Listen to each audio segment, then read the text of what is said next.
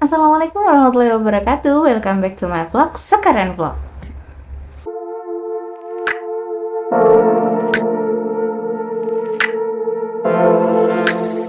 Bismillahirrahmanirrahim. Hari ini aku mau ngajakin teman-teman buat dengerin kisah aku selama perjalanan aku menjadi relawan kebencanaan di gempa Cianjur, Jawa Barat. Aku berangkat bersama dua lembaga yang jelas pastinya lembaga sangat resmi, dan aku di sini berangkat sebagai tim medis. Kebetulan, alhamdulillah aku berbasic farmasi, jadi teman-teman yang mengajak aku waktu itu memang memberangkatkan aku sebagai seorang farmasis. Oke, penasaran perjalanannya? Simak terus videonya, jangan lupa klik tombol subscribe, jangan lupa like dan share juga.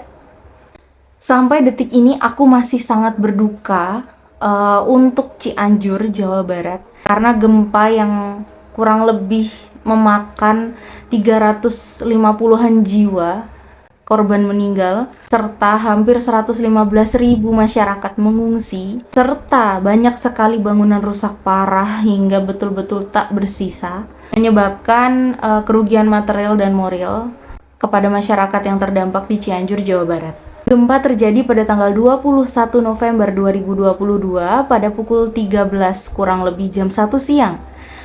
Tepat jam 1 siang, gempa 5,6 berkekuatan magnitudo mengguncang Cianjur, Jawa Barat, terasa hingga bahkan sampai ke Jakarta. Teman-teman tahu, gempa sendiri adalah bencana yang kalau memang kekuatannya sangat besar, dia adalah bencana yang sangat memberikan dampak kerugian yang kurang lebih sangat berdampak sekali gitu ya kepada masyarakat sekitar yang merasakannya. Apalagi teman-teman yang masyarakat yang akhirnya kehilangan banyak hal dari bencana tersebut. Saya di sini bersama teman-teman direkrut oleh relawan Masjid Jogokarian. Mereka merekrut kami, tim medis, dua dokter, satu bidan, dan saya sendiri farmasi, serta beberapa relawan lainnya untuk berangkat ke Cianjur, Jawa Barat pada tanggal 23 November 2022. Kami berangkat jam 6 pagi bersama banyak sekali rombongan dari Masjid Jogokarian. Pada saat itu diketuai atau dipimpin, perjalanan ini dipimpin oleh Ustadz Jazir langsung. Beliau langsung ikut juga dalam perjalanan ini, langsung ke Cianjur, langsung ke lokasi terdampak. Bayangkan teman-teman, saya berangkat H+2 gempa. Teman-teman bisa bayangkan masih sekeos apa Cianjur pada saat itu. Teman-teman bisa bayangkan apa yang saya lihat di sana. Mungkin teman-teman bisa lihat video ini, saya lampirkan video agar teman-teman bisa merasakan juga apa yang saya lihat di sana. Ketika datang, saya hanya melihat reruntuhan. Saya melihat tenda biru dan reruntuhan. Tenda biru di sini bukan tenda pernikahan teman-teman, tapi tenda pengungsian. Dan teman-teman tahu, sepanjang perjalanan saya dari Jogja ke Cianjur, saya dan teman-teman saya sama-sama berdoa, sama-sama mengharap kita benar-benar harus bisa bantu di sana, bukan menjadi orang yang merepotkan gitu. Karena saya sendiri first time banget ini terjun ke bencana, maksudnya terjun yang benar-benar dalam waktu yang lama banget gitu ya, bersama lembaga yang lumayan besar gitu. Maksudnya terjun sebagai tim medis. Karena dulu di Banjir Bantu juga saya terjun, tapi hanya sebagai implementator. Oke, kembali ke tema kita. Saya berangkat bersama teman-teman Masjid Jogokarian pada tanggal 23 November 2022 jam 6 pagi. Kami membawa tim resik-resik masjid, kami membawa ambulans, kami membawa beberapa donatur langsung untuk melihat langsung di lokasi dan menyalurkan bantuan langsung. Waktu itu kami berada di desa, saya kurang begitu paham, desa atau kampung ya, di Rancagoong, Cianjur, Jawa Barat. Di situ Masya Allah, luar biasa, saya merasakan yang namanya harus bersyukur pada saat itu. Untuk masuk ke lokasi, kami harus kalau bahasa Jawanya tuh dilangsir. Dilangsir itu dicicil, jadi nggak semuanya bisa langsung masuk. Kita pakai mobil kecil, kita nggak bisa pakai mobil rombongan kita harus pakai mobil kecil karena qadarullah ambulan dan beberapa mobil yang dibawa itu membawa bantuan, kita harus dilangsir dengan mobil pribadi, mobil kecil. Karena apa teman-teman? Di kiri dan kanan saya adalah bangunan runtuh. Ada momen di mana mobil kami harus melewati bagian atas reruntuhan bangunan yang ada di pinggir jalan kampung tersebut. Sedangkan sebelah kanan kita adalah sawah, sebelah kiri kita adalah reruntuhan bangunan yang udah sampai ke tengah jalan kampung. Kalau lewat situ, kenapa kita dilangsir? Karena kalau langsung semua, mobilnya nggak cukup pertama. Yang kedua, kalau jalan lumayan jauh dari jalan raya. Jadi pengungsi itu mereka berada di desa yang saya sebut tadi. Mereka ngungsi benar-benar di luar rumah. Ada yang rumahnya masih utuh dan sisanya rata, teman-teman. Benar-benar rata, yang sisanya hanya bangunan yang udah ada di tanah, remuk, redam, hancur. Ada yang rumahnya masih ada, tapi mereka memilih di luar. Karena apa, teman-teman? Ternyata ketika kita tiba di sana, warga masih merasakan gempa susulan yang lumayan banyak, teman-teman. Lumayan banyak. Bahkan saya dan teman-teman saya sendiri, relawan sendiri, ketika tidur di tenda itu kita ngerasain gempanya itu seperti ditonjok dari bawah. Jadi kita tidur, gempanya itu ditonjok dari bawah. Kita kayak deng gitu. Kita rebahan tuh kayak deng. Paham gak sih rasanya? Ketika kasur kalian tiba-tiba rasanya kayak gitu. Dan itu nggak cuma terjadi sekali, teman-teman. Tiap malam itu bisa 3-4 kali kayak gitu. Gimana masyarakat masih nggak trauma? Gimana mereka nggak memilih tidur di luar? Mereka nggak berani tidur di dalam, teman-teman. Oke, pada tanggal 23 kami berangkat dan 23 pagi kami berangkat, 23 malam kami tiba di sana. Akhirnya kami singgah dulu di Radar Cianjur. Kita diterima di sana untuk istirahat malam hari. Tim yang Ikhwan itu semua berangkat ke titik pengungsian untuk mendirikan tenda bantuan kita, posko kita, yang nantinya akan ada dapur umum, ada tim medis yang pemeriksaan kesehatan gitu. Nah, kita tunggu di Radar Cianjur itu sampai besok pagi. Jadi tanggal 24 pagi kita dijemput oleh ambulan dan mobil pribadi untuk naik ke titik yang akan menjadi posko kita di sana. Kurang lebih posko kita fotonya seperti ini, teman-teman bisa lihat yang ada di layar teman-teman semua. Saya cantumkan foto-foto dan video-video nanti ya, sisa-sisanya yang lain. Saya nggak akan hapus file-file ini, menurut saya ini terlalu memorable. Saya nggak bisa langsung hapus gitu aja. Bahkan untuk ngupload ke Drive tuh saya masih nanti deh gitu, biar mudah lihatnya di handphone saya gitu. Ini perjalanan yang luar biasa, benar-benar memakan. Jujur, hari pertama saya di sana itu saya dan beberapa teman saya itu masih mudah sekali menangis karena keadaan di sana itu luar biasa, teman-teman. Masyarakatnya itu masih berusaha untuk tertawa, padahal ketika ditensi itu tensinya tinggi-tinggi ibu-ibunya. Mereka bilang kita trauma teh gitu, kita nggak bisa tidur kalau malam, tiap malam kita diguncang lagi. Jadi tensinya pada naik semua. Sakit-sakit mereka, sakit tulang, sakit sendi, sakit pinggang, sakit kepala, vertigo, batuk, pilek, karena mereka harus tidur di pengungsian gitu. Tenda yang mereka bangun di sekitar sawah dan kebun membuat mereka harus menghadapi situasi yang lembab, teman-teman. Mereka keluar masuk kamar mandi itu bentuknya seperti MCK, atau yang bahasa mudahnya teman-teman pahamnya adalah jamban. Jambannya itu dipakai untuk bareng-bareng, teman-teman. Bahkan ibu-ibunya itu juga nyuci di satu kolam yang sama, nyuci beras, nyuci sayur, nyuci baju, cuci muka, wudhu, dan lain-lain. Dan kolamnya itu dekat sama MCK. Gimana kita nggak sangat amat terguncang juga melihatnya? Karena apa? Karena sanitasinya kurang di situ. Karena teman-teman yang rumahnya hancur, mereka nggak bisa ke kamar mandi mereka sendiri. Kalau kamar mandi satu, ada rumahnya masih utuh, ada kamar mandinya. Nanti rumah yang utuh lagi jauh di sebelah sana, teman-teman. Nggak bisa mereka yang jalan jauh untuk kamar mandi. Jadi yang dekat di situ adanya jamban, ya sudah. Dan mereka tidurnya di daerah sawah karena mereka takut banget untuk deket bangunan. Hari pertama aja saya udah disuguhin pemandangan seperti ini, bangunan yang runtuh di mana-mana, suara sirine ambulan yang bikin chaos, bikin semua masyarakat panik, bikin kita semua relawan bingung. Ini ambulan yang lewat itu ambulan bantuan, ambulan pasien, atau ambulan yang cuman lewat. Kita tuh sampai bingung, dan beberapa kali saya menemukan polisi yang benar-benar udah di batas kesabarannya udah diambang batas karena udah capek ngelihat ambulan wang wing keliling Cianjur yang isinya bukan pasien emergency. Itu benar-benar bikin mental kita langsung kayak kita harus ngapain gitu. Kita baru sampai udah langsung dikasih pemandangan dan suasana seperti ini. Akhirnya kita sampai di posko kita yang malamnya sudah didirikan oleh tim Ikhwan.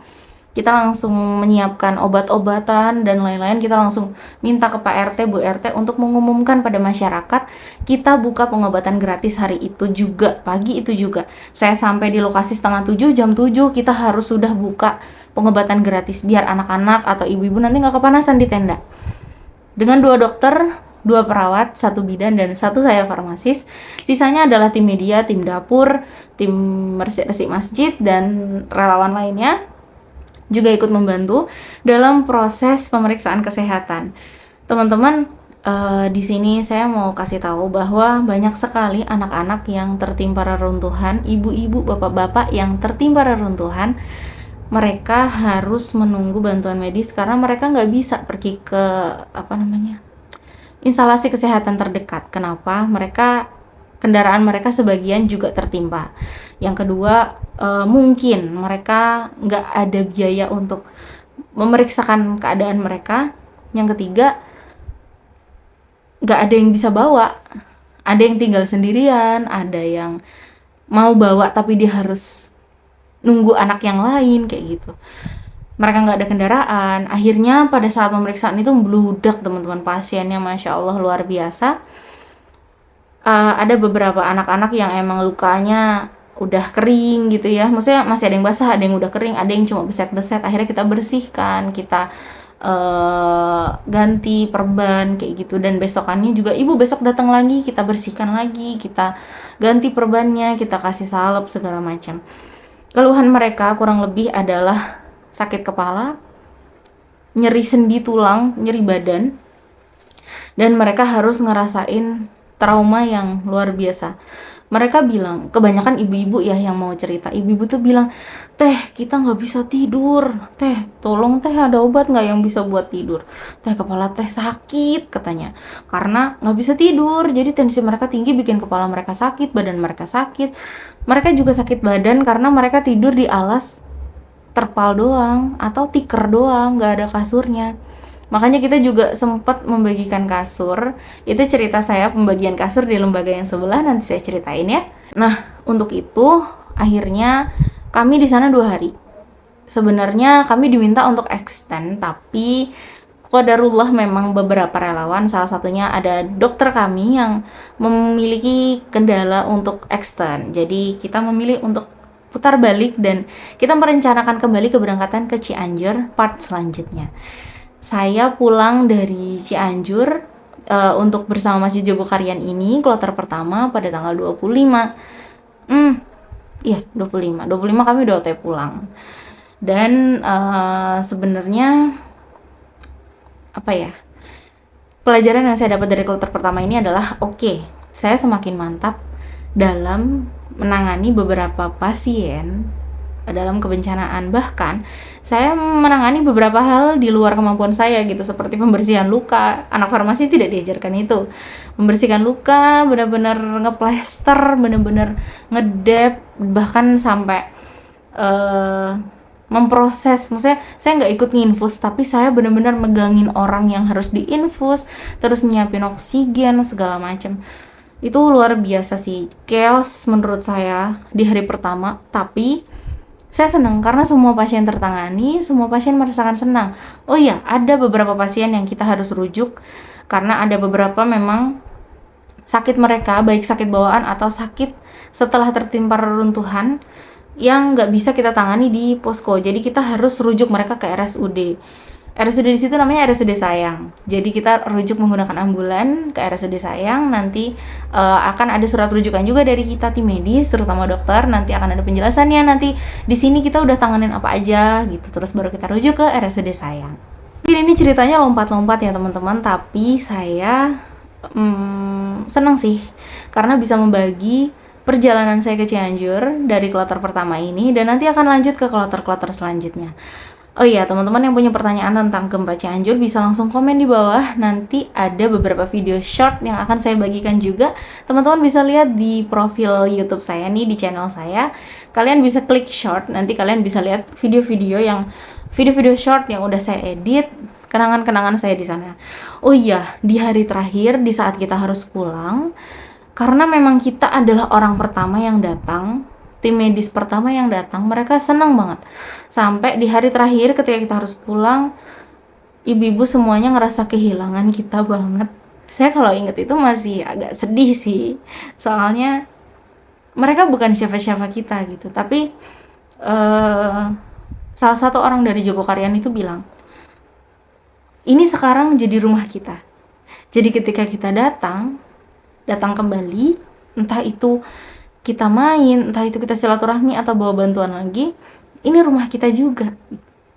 Jadi hari terakhir itu banyak ibu-ibu ya, ibu-ibu yang masih muda, yang sepuh juga, ada anak-anak remaja juga yang ini ada videonya yang bener-bener kehilangan banget, ngerasa kayak kok sebentar sih, kok pulang sih, dan ada yang memang ibu-ibunya yang bener-bener sampai meneteskan air mata ketika kita harus pulang gitu. Sedih sih sebenarnya, karena seharusnya kita bisa extend, tapi qadarullah memang Allah belum izinkan kita extend. Sampai nggak bisa ngomong sih teman-teman, karena ini perjalanan yang luar biasa banget gitu. Belum lagi ada kloter 2 yang lebih seru ternyata, dan ada kloter lain juga bersama lembaga lain. Oke, informasi saya 4 kali ya teman-teman ke Cianjur. Jadi saya pulang pergi Jogja Cianjur itu 4 kali. Enggak, 3 kali. Tapi yang keempat itu saya stay dari part ketiga. Itu saya stay di Cianjur sampai sekitar 11 hari. Gimana tuh? Penasaran gak sama ceritanya? Di sini saya juga mau mengucapkan turut berduka atas gempa yang melanda Turki, yang efeknya sampai ke Suriah dan Lebanon serta sekitarnya. Pada saat ini korban terbanyak ada di Turki dan Suriah, yang kalau di total kurang lebih udah 20 ribuan lebih teman-teman. Teman-teman jangan lupa doakan Indonesia atau negara lain yang sedang dilanda musibah, bencana. Mungkin teman-teman bisa kirimkan bantuan juga melalui lembaga-lembaga terpercaya. Mohon maaf ya, suara saya getar karena saya sebenarnya lemah gitu kalau misalnya suruh melihat bencana, apalagi sampai korbannya segini gitu. Sampai teman-teman saya bilang, Cianjur nih, pengalaman kita di Cianjur masih kurang untuk bisa mengcover bencana lain gitu. Tapi saya bersyukur karena setidaknya Allah kasih saya kesempatan untuk mendapatkan ilmu dan pengalaman di Cianjur. Sekali lagi kepada Turki, kepada Suriah, Lebanon dan sekitarnya, semoga Allah mudahkan proses evakuasi, semoga Allah jaga para relawan, semoga Allah lindungi semua masyarakat Turki dan sekitarnya yang sekarang masih mengungsi dengan suhu yang sangat amat dingin. Indonesia berduka ketika Turki berduka. Indonesia for Turki. Teman-teman jangan lupa saluran bantuan ya kepada lembaga-lembaga yang terpercaya. Jangan lupa share juga berita tentang Turki dari hari ke hari. Teman-teman yang mau update tentang Turki bisa di channelnya Yuk Peka Jogja atau di Global Humanity Network. Ada di Instagram, kalian bisa follow nanti. Dan kalian bisa update terus situation report-nya yang sudah kami share di media sosial. Perjalanan Cianjur Kloter 1 sudah selesai sampai di sini. Teman-teman penasaran sama perjalanan Kloter 2? Jangan lupa klik tombol subscribe, jangan lupa klik tombol like, turn on notification biar kalian tahu pas aku udah update. Jangan lupa share juga kalau misalnya kalian merasa perjalanan ini sangat amat berkesan juga buat kalian. So, thank you banget udah dengerin video ini, udah dengerin aku ngomong banyak, dan thank you udah klik video ini. Jangan lupa tunggu video aku selanjutnya bahas tentang perjalanan Cianjur. See you!